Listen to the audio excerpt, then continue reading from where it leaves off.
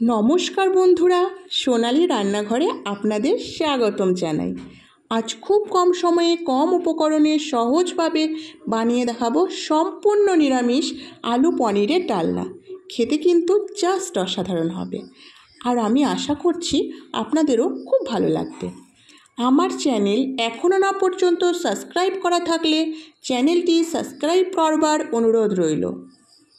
এখন 300 গ্রাম পনির আমি কিউব করে কেটে নিয়েছি, আর বড় সাইজে দুটো আলুকে ডুমো ডুমো করে কেটে ধুয়ে রেখেছি। কড়াইতে প্রায় 4 টেবিল চামচ তেল গরম করতে দিয়ে দিয়েছি। তেল গরম হয়ে গেলে তার ওপরে দিয়ে দেব সামান্য পরিমাণে লবণ। তেলটা ভালো করে গরম হয়ে গেলে এখন পনিরের টুকরোগুলো ছেড়ে দিচ্ছি ভেজে নেওয়ার জন্য।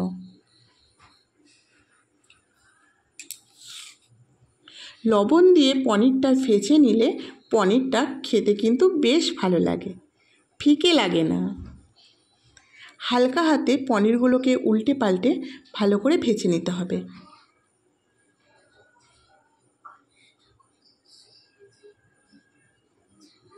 পনিরকে ভালো করে উল্টে পাল্টে হালকা আছে রং ধরিয়ে নামিয়ে নিচ্ছি।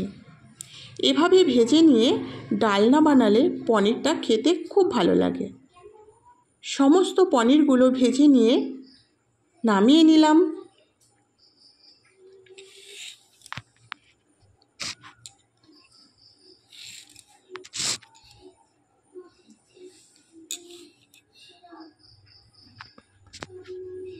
এবার ওই তেলের মধ্যে আলুগুলো ছেড়ে দিচ্ছি ভেজে নেওয়ার জন্য।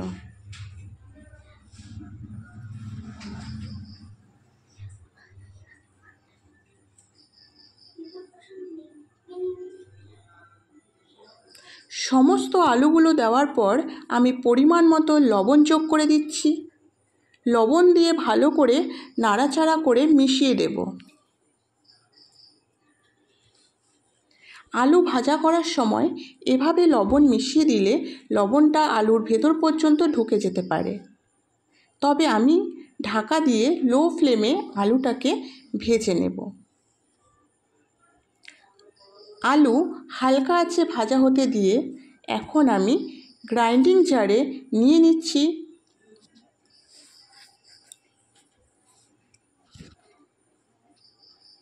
1 টেবিল চামচ পোস্ত, 1 টেবিল চামচ গোটা জিরে, একটা মিডিয়াম সাইজের টুকরো করে কেটে রাখা টমেটো, 1 ইঞ্চি পরিমাণে আদা টুকরো করে কেটে নিয়েছি, 4-5টা কাঁচা লঙ্কা, আর দিয়ে দিলাম 3-4টে লাল লঙ্কা, আর দিলাম 8 থেকে 10টা কাজু বাদাম।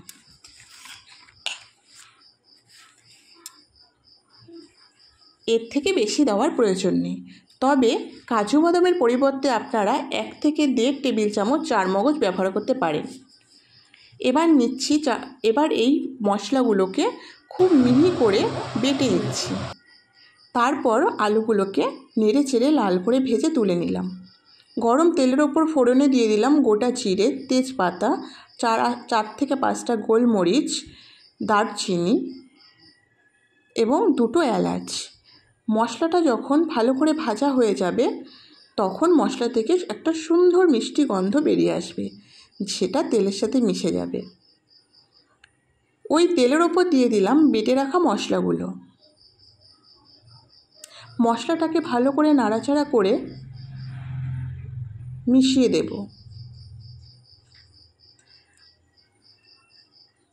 বেটে রাখা মশলার ওপর দিয়ে দেব পরিমাণ মতো হলুদ গুঁড়ো, পরিমাণ মতো লবণ গুঁড়ো, পরিমাণ মতো লবণ দিয়ে মশলাটাকে আবার ভালো করে মিশিয়ে দেব। মশলাটাকে ভালো করে কষিয়ে নিতে হবে যাতে মশলা থেকে কাঁচা গন্ধটা চলে যায়। কাঁচা আদার গন্ধ এবং টমেটোর গন্ধ যেন এতটুকু পরিমাণেও না থাকে।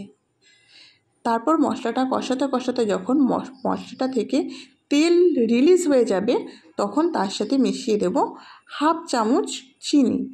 যাতে টেস্টটা ব্যালেন্স থাকে।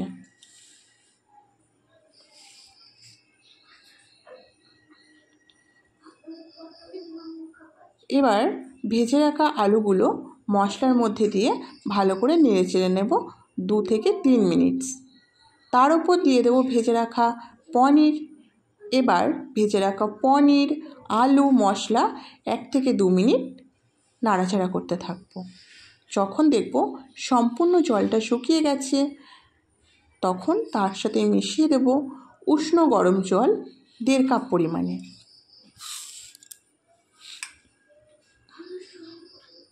ভালো করে সমস্ত কিছু একসাথে মিশিয়ে দেব।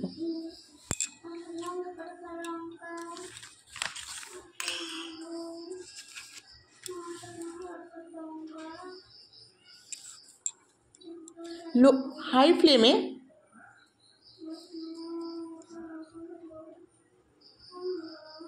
রান্নাটা হতে দেব।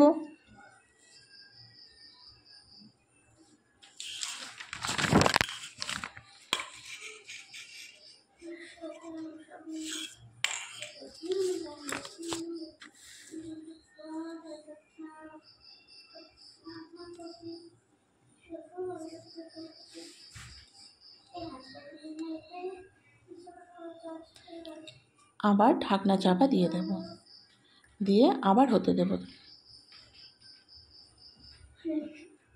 দেখুন বন্ধুরা,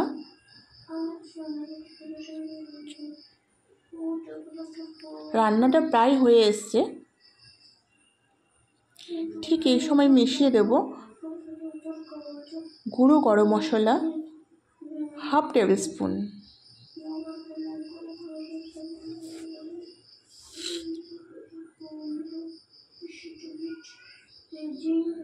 আর মিশিয়ে দেব 1/2 টেবিল স্পুন ঘি।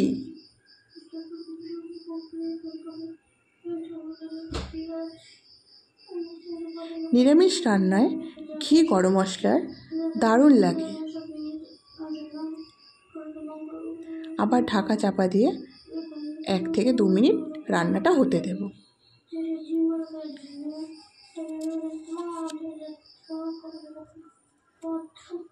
দিয়ে দেবো উপর থেকে ছেঁড়া কাঁচা লঙ্কা। দেখে নেব আলুটা প্রপারলি কুক হয়েছে কিনা। দেখুন বন্ধুরা, আমাদের আলু পনিরের ডালনা কতটা লোভনীয় হয়ে উঠেছে এবং আলুটাও 100% কুক হয়ে গেছে।